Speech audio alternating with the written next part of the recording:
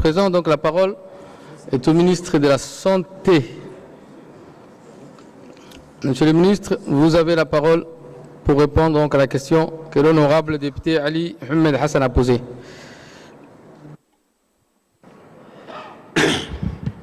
Bismillah ar-Rahman ar-Rahim. Allahumma salli ala Sayyidina Muhammad. Monsieur le Premier ministre, Mesdames et Messieurs les ministres, Monsieur le Président de l'Assemblée nationale, honorables députés, salam alaikum. Je remercie l'honorable député qui a posé la question sur la santé et plus particulièrement sur la diarrhée aiguë qui se trouve aujourd'hui au niveau de Dobok. Sachez, Monsieur le député, que le département de la santé ne ménage aucun effort pour que, dans l'intégralité du territoire national, la population djiboutienne puisse avoir un service de soins et de qualité.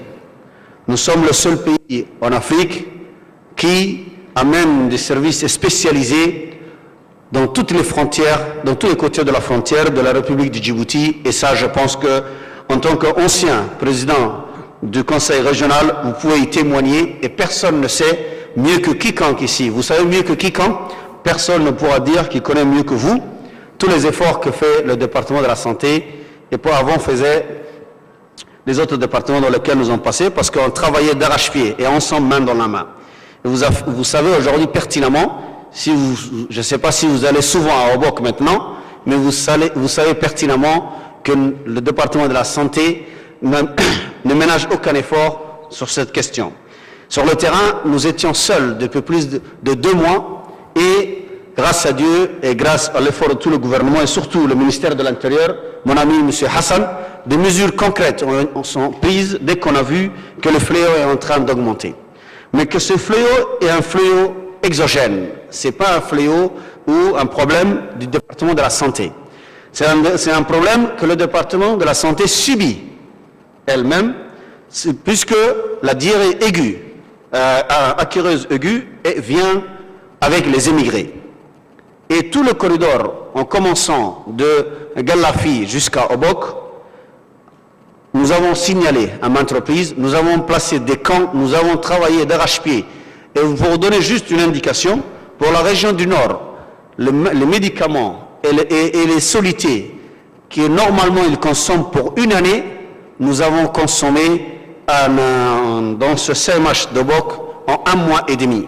Cela peut vous montrer l'effort que fait le département de la santé en matériel financier, en matière de ressources humaines, en matière d'équipement. Et vous savez mieux que quiconque qu'il y a un camp, que le département de la santé, du moment que la diarrhée vient des émigrés, a demandé à l'OIM de le mettre au niveau de l'OIM et de faire sortir de la ville. Mais les nationaux, nous le gardons, nous avons aménagé un petit endroit au niveau du CMH d'Obok. Le CMH, vous le savez vous-même, vous avez demandé est-ce que ça a renforcé. C'est vous-même qui a participé à la pose de pierre, de l'extension, de l'équipement du CMH d'Obok. Et un Obokois est en train de travailler sur cet aspect, et vous le savez mieux que quiconque. Donc, je voudrais vous dire qu'au niveau, si je vous donne des chiffres exacts aujourd'hui, pour que vous le sachiez, sur cette diarrhée aiguë, au niveau de Dikil, nous avons plus de 15 personnes qui sont sorties du Djibouti avec les équipements, avec leurs voitures, à renforcer ceux qui sont sur la région de Dikil. Plus particulièrement, nous avons placé un camp au niveau de Yoboki. Et simplement, c'est au niveau de Aloli qu'il y a un problème,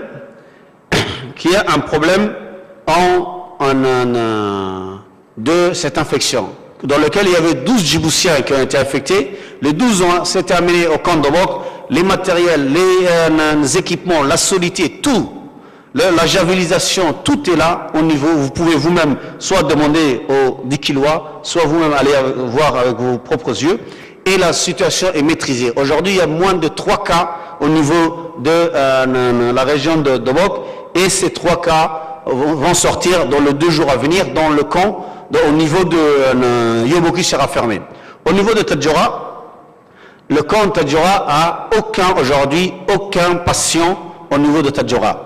Et avec le ministère de l'Intérieur, nous avons pris une décision de faire sortir les gens infectés au niveau de PK9. Mais aujourd'hui, est passé à 0. Le camp est fermé. Au niveau de Dobok, je vous dirai les dates exactes, voilà. Au niveau de Dobok, les personnes infectées ont été de 816 personnes. Dans ces 816 personnes, simplement il n'y avait que 30 Djiboutiens. Et de ces 30 Djiboutiens, tous ont sorti à l'exception d'un enfant qui n'était pas déclaré. Au niveau de Tadjoura, c'était 99 personnes, aujourd'hui 0 personnes infectées. Au niveau de Dikil, 87 personnes, aujourd'hui 0 personnes infectées. Mais si nous faisons une mesure, nous regardons vers le passé, vous allez voir que les années passées, que ce soit en 2014, 2015, 2016, il y a eu plus de personnes infectées qu'aujourd'hui. Donc c'est un fléau qui vient tous les années, cette diarrhée aiguë, et elle est due à que il y a des gens dans certaines zones, que j'éviterai le nom, qui ont un type de diarrhée déjà présent dans leur estomac, vu la nourriture qu'ils mangent et le comportement hygiénique qu'ils ont. Maintenant, dès que la personne fait une traversée, il y a la faim et il y a la soif. Dès qu'il y a la faim et la soif, la bactérie se manifeste et la personne tombe malade. Maintenant, il est de notre ressort de conjuguer encore plus les efforts, et en l'occurrence, je félicite mon collègue de l'Intérieur et la police, les militaires, la gendarmerie, qui ne ménagent aucun effort sur tout ce qui est les frontières et même le corridor, et qu'on puisse stopper avant la rentrée même de ces gens dans notre territoire.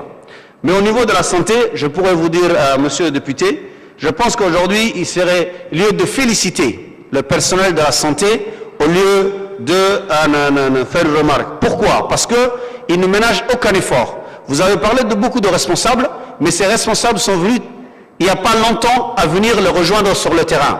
Le personnel de la santé était seul. Même s'il y a un décès émigré, ils creusaient eux-mêmes pour enterrer. Donc il y a certaines personnes qui n'ont même pas dormi un jour, d'autres qui ont des problèmes cardiaques, autres et ils sont fiers de travailler ainsi.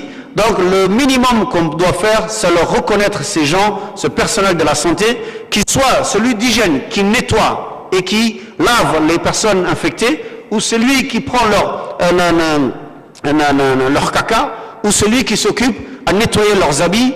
Il faudrait les féliciter, tous les agents d'hygiène, les infirmiers et les médecins qui travaillent d'arrache-pied pour préserver la vie des Djiboutiens et la santé des Djiboutiens.